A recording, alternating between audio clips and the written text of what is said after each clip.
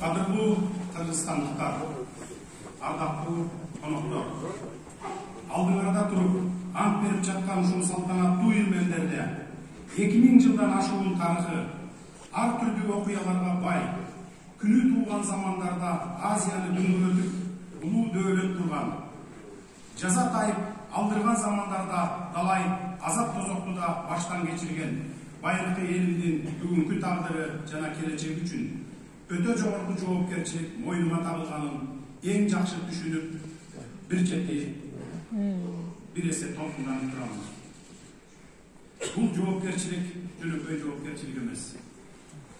Байыркы мезгилдеги Барсбек Каган жана анын үзөңгүлөштөрү, берегиде Мухаммед Кыргыз жана анын мүдөөлөштөрү, кечегиде Жусуп Абдрахманов, Абдыкадыр Орозбеков жана алардын санаалаштары өз кезинде кыргыз элинин келечеги тууралуу кандай санаа чегип, түмөн ирет түйшөлүп, кандай жоопкерчиликти аркалашса, дал ошондой озуйпаны көтөрүп жана өтөөнүнө чыгуунун милдети биздин алдыбызда турат.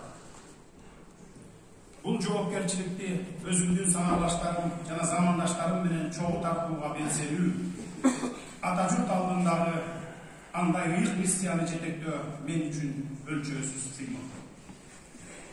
Элибиздин басып өткөн жолу чыйралуунун, дем күтүүнүн борошон булагы болуп, тарыхтын улам бир жаңы барагын өздөштүрүүдө элимдин жигер кайратын арттырып гана жүрүп олтурган.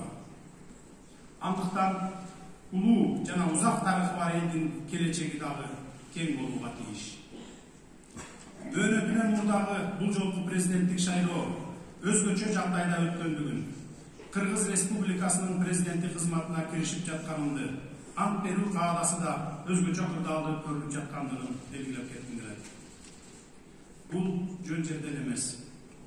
Бизди, жалпыбызды, өлкөбүздөгү соңку жагдай саясий процесстер ушуга кептеди.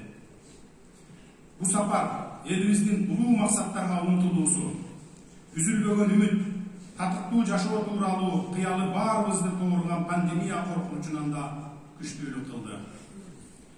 Натыйжада калың эл түрө көтөрүлүп, парламенттик шайлоонун жыйынтыктарын жокко чыгарууга, мурдагы президенттин жана өкмөттүн бийликтен кетишине алып келди.